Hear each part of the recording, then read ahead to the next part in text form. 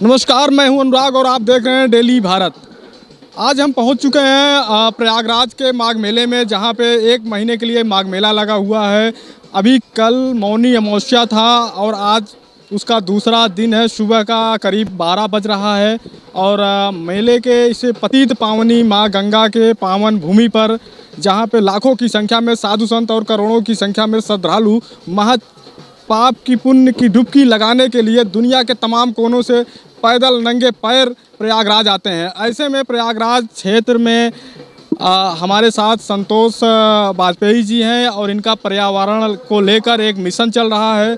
क्या कुछ मिशन को लेकर है, क्या मेले में माघ मेले में किस तरह का प्रचार प्रसार किया जा रहा है, थोड़ा सा हम संतोष जी से जानेंगे कि आखिर मेले में इसका क्या नया एक रूप दिया जा रहा है। सर, आपसे जानेंगे कि अब मेला इन दिनों चल रहा है माघ मेले में, आप भी मेले में हैं, तो क्या लग रहा है किस तरीके से प्रचार प्रसार मिशन को लेकर किया जा रहा है, किस तरह का ये संस्था है अपनी? देखिए, मेरा नाम संतोष वाजपेयी है और एक जीवन बचाओ आंदोलन चलाते हैं जो 5 जा पे आधारित है: जल, जमीन, जंगल, जलवायु और जनसंख्या।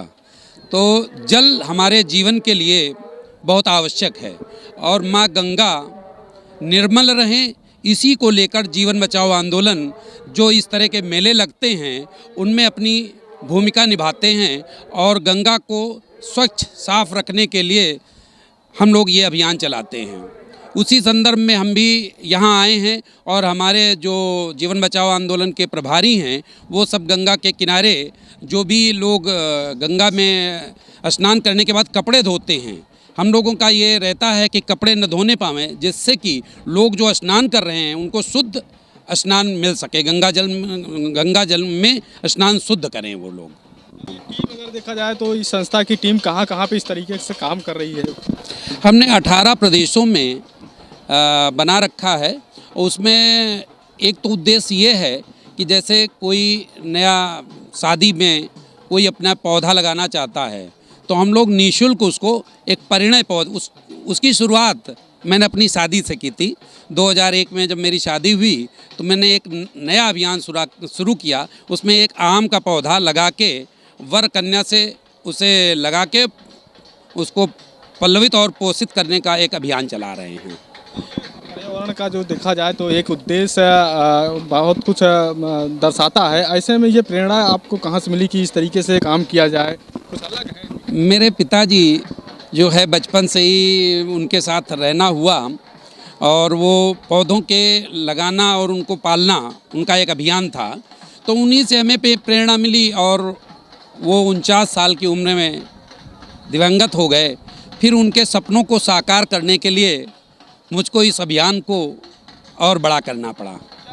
माघ मेला क्षेत्र में इस तरीके से प्रचार करना एक अलग कुछ अनुभव मिल रहा है, तो उसके विषय में क्या है? बिल्कुल, जब मैं यहाँ आता हूँ लोगों को एक मैं संकल्प पत्र भरवाता हूँ, उसमें कि हम अपने गंगा को साफ रखेंगे, अपनी नदियों को साफ रखेंगे, जो विलुप्त हो रही नदियाँ उनको हम बचाएंगे, वो एक संकल्प पत्र भराते हैं और 2 बच्चे रखेंगे। ये इस तरह का हमारा एक संकल्प पत्र है, तो वो लोगों को बांटते हैं और संकल्प पत्र भरवाते हैं कि अपने जीवन में कम से कम 1 पौधा लगाइए, 2 पौधे लगाइए और उनको बड़ा करिए।